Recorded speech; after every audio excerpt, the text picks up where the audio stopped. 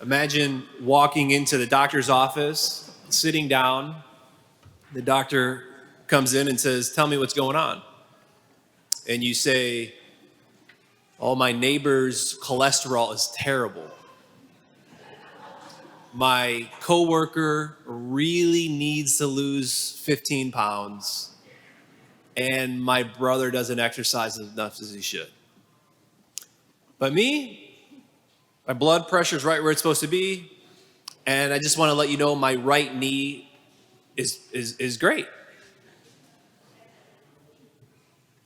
The doctor would just stare at you if he wouldn't slap you, right? It'd be silly. It'd be silly to do that. It could even be deadly, right? Living in that perpetual spot, like in the doctor, like in the realm when something could be quietly killing you. This is how St. Augustine, he commented on this gospel and saying how this Pharisee is like going into the doctor's office and doing just that. And as silly as it is for us to do that in the physical realm, it's even more silly for us to do it in the spiritual realm, and could even be more deadly for us to do that. So 2 things this morning: our need to be justified, and then secondly, the growth downward. So first, our need to be justified. Yesterday morning after Fit Shepherds, Deacon Tim he gave a little reflection for Marino on our gospel today. And he started off by mentioning the moment in which the Pharisee stood up in the temple and he prayed that prayer that he did. "Thank God I'm not like the rest of humanity, a greedy, adulterous, or like this tax collector over here." And before I tell you what Deacon Tim said about it, mind you, all week as I've been praying with this gospel, I've been thinking, this Pharisee, he's arrogant. And like, who in the world would do what this Pharisee is doing? I would never do that.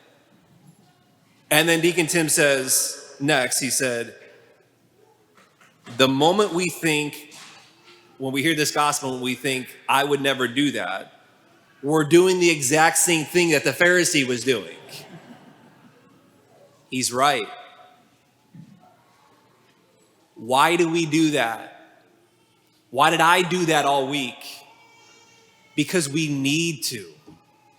We all had this deep need in us to be justified, to feel that we're justified, to feel that we're okay, that we measure up. Think about it. Think about how we will compare ourselves with other people, just like this Pharisee. At least I'm not like her. At least my family doesn't do this or have this issue. At least I'm not doing what they're doing. We can take anything, and I mean anything, and turn it into a reason to feel superior over someone else. What we eat, how we vote, how we pray, how we parent, how I pastor. The more people we feel better than, the better we feel about ourselves. This is self-righteousness. This is what the Pharisees doing, this need to be justified. And if we're not comparing ourselves with others, we're still justifying. We have this, the need in us is so deep in us. We're self-justifying. Well, I did this because she said that. Or God knows my heart. I meant well. Or I've had a hard week. Anybody who was in my shoes would have done the same thing. You see how there's little ways we self-justify, we compare, we have this ache in us to be right, to be good. Like, am I good? I need to know that I'm good. To feel that I'm doing okay, to feel that I measure up with other people, the sense for approval. I was researching this week on how psychology backs all this up, and they've got names for it and studies and all this stuff. The biblical worldview for it. is that when sin entered the world and we've been separated from God, and then we have sin and guilt, we have this deep sense in us to enter back into that state in which that God has created us for. This is to be righteous, to be justified. We need to be justified. But we'll turn to this or that comparison, self-justifying, our own, or like this guy in the gospel, or how I was, our own, seeking our own righteousness. None of those will work. None of them will work. Which brings us to our tax collector today and the growth downward. See, here's really important with this gospel.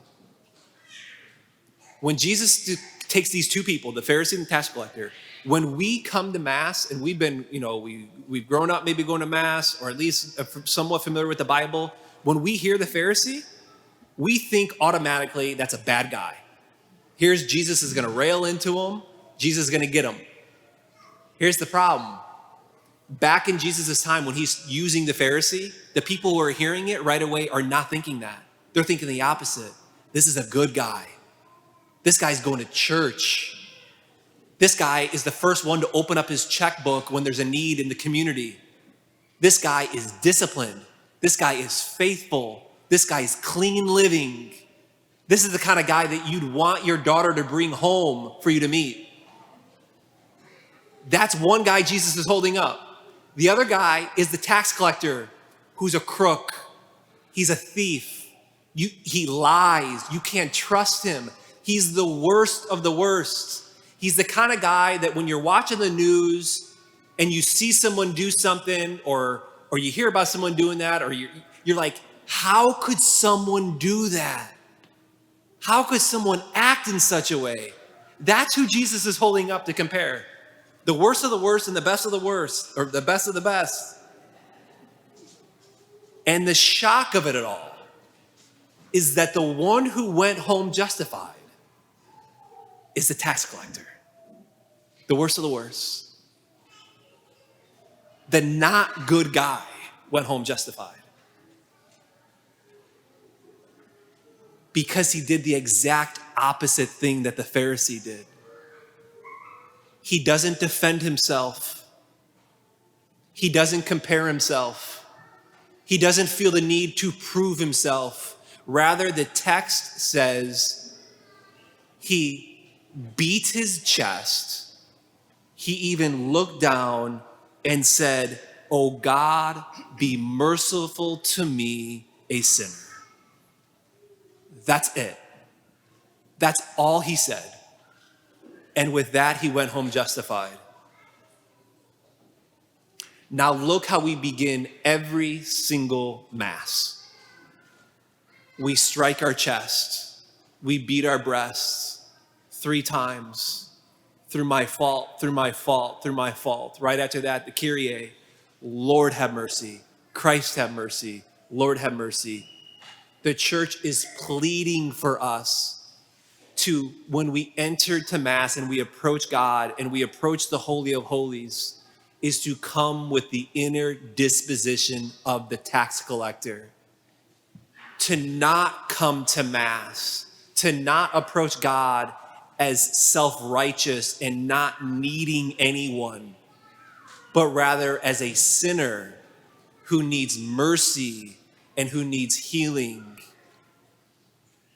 It is not insignificant that our liturgy places at the very beginning the way in which we have the beginning of the liturgy. Striking our breast, Lord have mercy. Places humility at the beginning of Mass. And there's how Jesus sums up the parable. Whoever exalts himself will be humbled, and whoever humbles himself will be exalted. What is that to say? That the growth in the spiritual life, the way in which we're sanctified, the way in which we become holy, the way we become closer to God, is not by rising up this ladder, but rather it's a descent down. All the saints and the spirituals masters talked about the growth in the spiritual life is not a climbing up, it's a climbing down. The more I get close to God, the lower view I have of myself. Our culture today balks at that. Oh my gosh, what do you mean? You got to have a high view of yourself. You got to lift yourself up. The closer we are to God, the lower view we have of ourselves. All the saints talked about that the more they became closer to God, the more they saw their imperfections, the more lowly they saw themselves, the more broken they saw themselves, the more they saw of their own poverty. Is that you? Is that me? Is that the direction I'm going? In other words, you could say this: if you're here this morning and you feel a bit broken, you feel a bit tired, you feel weak, good. Now God can act. Now the divine physician can begin his healing. So come to the divine physician. Go downward. Go downward with the disposition of the tax collector, because the only people God can't heal are the ones who won't admit they're sick.